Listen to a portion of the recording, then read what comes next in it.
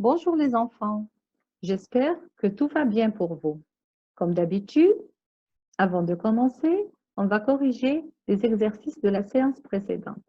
Classe ces mots particuliers dans le tableau sous leur nom générique. Avant de commencer, un petit rappel, qu'est-ce que c'est un mot générique? On a dit, le mot générique regroupe tous les mots particuliers qui appartiennent à la même catégorie. D'accord? Donc, chaussures, c'est toute la catégorie des chaussures. Meubles aussi, sentiments. Et ils nous donnent le sens général. Tandis que les mots particuliers, ils nous donnent un sens précis. On va commencer ensemble. Allez, sandales. Oui. Mot générique, chaussures. Méchanceté. Sentiment. Bureau. Meuble. Jalousie. Sentiment. Chaise. C'est un meuble. Colère. Oui, c'est un sentiment. Peur. La même chose. Espadrille. C'est des chaussures, bien sûr. Armoire, c'est un meuble. Joie, c'est un sentiment. Bottes, c'est des chaussures. Table, meuble. Basket, chaussures. Lit, meuble. Chaussons, bien sûr, c'est des chaussures. Très bien. On va passer au deuxième exercice. Je vous ai demandé de barrer l'intrus dans chaque liste et de trouver le mot générique. On va lire les mots. Chaise, voiture, fauteuil, tabouret, canapé. Où est l'intrus? Bien sûr, c'est la voiture. Et la chaise, le fauteuil, tabouret, canapé. Le mot générique, c'est quoi? Les meubles, bravo. Janvier, décembre, mai, printemps et mars. Où est l'intrus? Bien sûr, c'est le printemps. Le printemps, c'est une saison, tandis que les autres, c'est des mois, bien sûr. Pommes, fraises, cerises, abricots, fromage. Où est l'intrus? Fromage. Et les autres, mot générique, c'est les fruits. Très bien. Troisième exercice.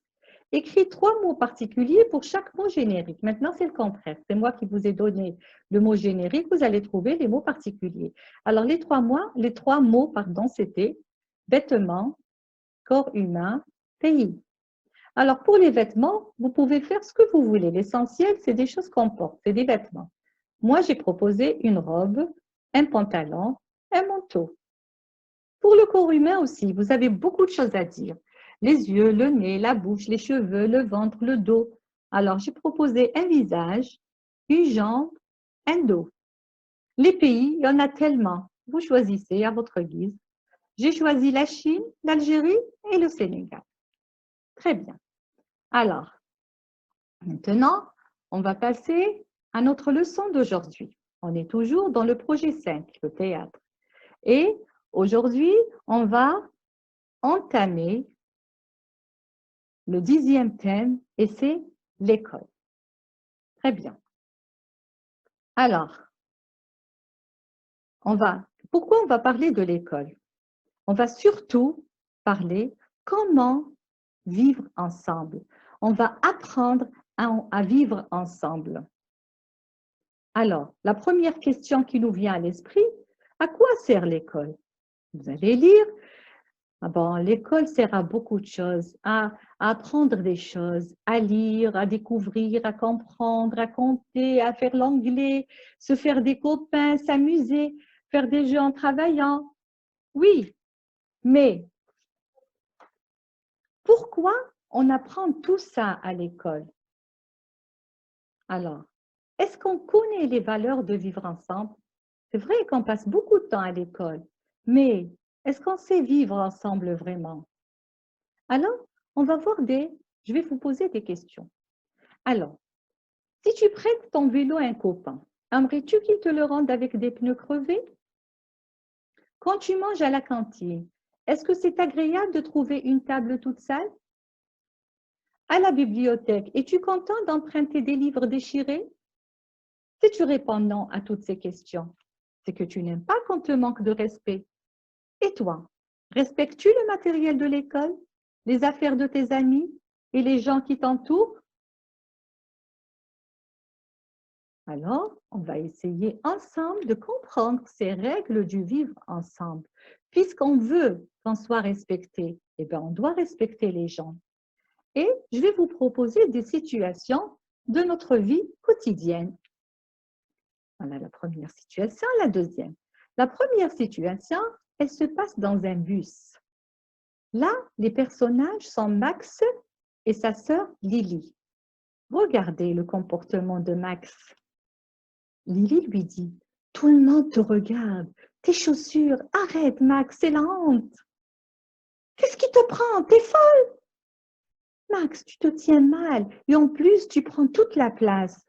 Fais pas ta mère la morale, ça gêne personne. » Alors, quelle règle de savoir-vivre Max ne respecte-t-il pas? Regardez, il y a des gens partout qui le regardent. La première des choses, il ne respecte pas son entourage. La deuxième, regardez son comportement avec sa sœur. Donc on dit qu'il ne maîtrise pas ses sentiments. Au lieu de s'excuser, il crie, il pousse sa sœur. Donc, à ton avis, que pensent les autres passagers du bus?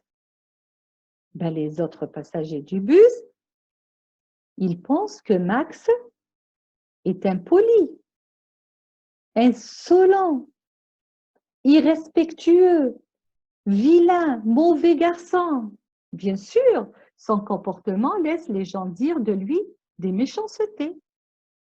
Deuxième situation, on va voir Max à l'école. C'est la même chose, il ne fait que des bêtises. Regardez, il est en train de casser la porte des sanitaires. Alors, qu'est-ce qu'il dit? On va voir si cette porte résiste à la force de Max. Mais tiens, c'est le maître qui passe par là. Encore toi? Et tu détériores le matériel de l'école? Bien. Que se passe-t-il dans cette scène? Alors, qui peut me répondre à cette question? Donc, Max est en train de détériorer, abîmer, casser, endommager le matériel de l'école. Donc, qu'est-ce que Max ne respecte pas? Eh bien, il ne respecte pas son école, il ne respecte pas ses amis, il ne respecte pas son maître, ses maîtresses. Donc, c'est un enfant irrespectueux. Et ça continue toujours avec Max. Regardez-lui, regardez-le. Pourquoi Max est-il irrespectueux, à votre avis? Parce qu'il gêne les gens. Il écoute une musique très forte et ça devient insupportable. Alors, comment voit-on que Lily est gênée par le comportement de Max? Elle est en train de se boucher les oreilles, donc ça se voit qu'elle est vraiment gênée. Alors, cette même Lily, regardez son comportement vis-à-vis de la dame. Donc, que devrait-elle faire Lily pour se comporter de manière respectueuse? Alors, qu'est-ce qu'elle doit faire? Bien sûr, elle doit laisser le passage à la dame. Son amie, comment se sent-elle? Elle se sent vraiment gênée. Pourquoi? Parce que, vous savez, quand les gens se comportent mal, c'est-à-dire ils sont irrespectueux, et surtout, quand on les accompagne, on se sent gêné parce qu'ils ne sont pas corrects. C'est un mauvais comportement. Alors, on va essayer d'évaluer le bon et le mauvais comportement des enfants. Alors, bon ou mauvais comportement? Regardez ces personnages. Ont-ils une attitude respectueuse? Pour chaque dessin, entourez le symbole qui convient, c'est-à-dire faire la grimace ou bien le sourire. La première image, regardez. Ce n'est pas bien de rejeter son camarade et ne pas vouloir lui parler. Qu'est-ce qu'on va lui mettre? Une grimace, bien sûr. La deuxième image. À l'école, on est tous des camarades. Il faut s'aimer, se respecter. Donc, c'est un bon comportement. C'est le sourire. Et là, regardez ce garçon qui est en train de se plaindre. Mais attention, il faut toujours être poli avec les gens et surtout aider les gens qui sont dans le besoin. Qu'est-ce qu'on va lui mettre? Une grimace. Oh là là, quelle belle image, la quatrième. On va se dire que l'amitié, c'est très agréable. Et bien sûr, c'est un très grand sourire qu'on va lui mettre. Cinquième image. On se dit toujours que la méchanceté ne paye pas. On se fait des ennemis et les gens vont nous détester. Donc, attention, on va lui dire attention. Il faut être très gentil et très poli avec les gens. Et la dernière aussi, très très belle image de l'amitié et du respect. Très bien. Un grand sourire. Bien, on va voir ensemble les règles de vivre ensemble. Comment on doit vivre ensemble.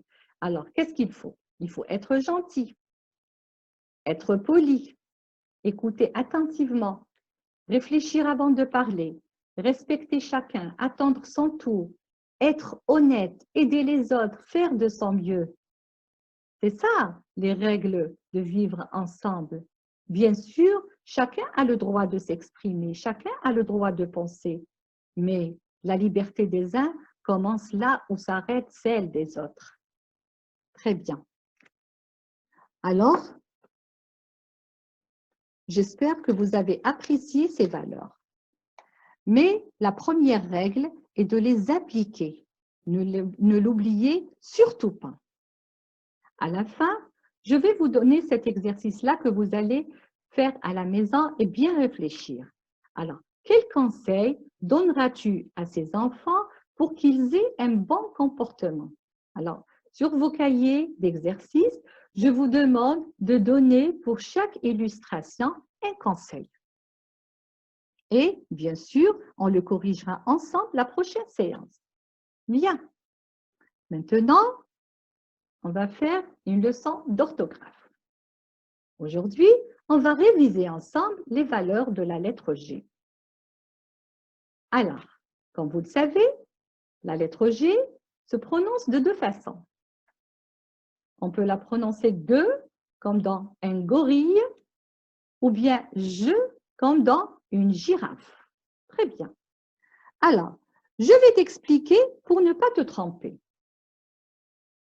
La lettre G fait le son G devant les voyelles A, O, U. A comme dans un garçon, O comme un gobelet et U comme des légumes. Et on la prononce aussi G devant les consonnes L et R.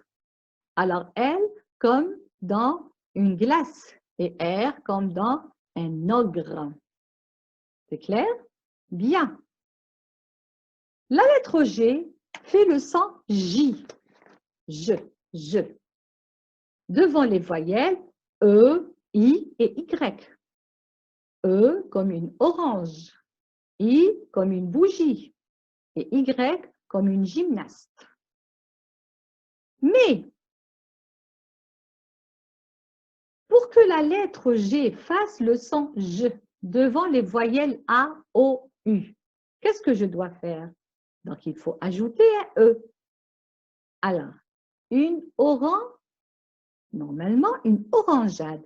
Mais si j'écris le G devant le A, je vais lire une orangade. Donc, qu'est-ce que je dois mettre là? Le E. Bravo. Alors, la même chose ici. C'est un pigeon.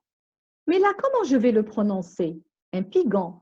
Qu'est-ce que je dois mettre? Le E. Un pigeon. Donc, si je veux lire G devant le A et le O et le U, je dois mettre le E. Pour que la lettre G fasse le son G devant les voyelles E, I et Y, il faut ajouter un U. Regardez ici, c'est une bague. Mais là, si je ne mets pas le U, je vais lire une bâche. Donc, attention. Ici, c'est une guitare. Mais là, si je ne mets pas le U, une guitare. Donc, il faut faire très attention, mes chers enfants. Généralement aussi, la lettre G ne se prononce pas à la fin des mots. Long, sans, étant, point. Mais parfois, la lettre G se prononce. un gang, un gag, un iceberg, un tang. Donc, faites très attention. Alors, on va voir ensemble un exercice et pour savoir si vous avez bien compris ou pas. Alors, complète avec G ou GU, c'est-à-dire on doit entendre G. Qu'est-ce que je vais mettre? G tout simplement ou je rajoute le U? Attention, on a dit qu'on rajoute le U devant les voyelles I, E et Y. Alors, un guide, très bien. La garderie, je n'ai pas besoin du U. Une grenouille, très bien. Langue, attention, le E. Oui. Une guêpe, attention. U. Le dragon, je n'en ai pas besoin. Les vagues, oui. Une guirlande, très bien. Le deuxième exercice, complète avec G ou GE pour avoir le son je. Alors, attention le O, plongeant, E, très bien. Une orange, une horloge, un cajou, attention, il y a le O, je dois mettre le E, très bien. La rougeole, oui. La page, mangeable, ah, je mets le E.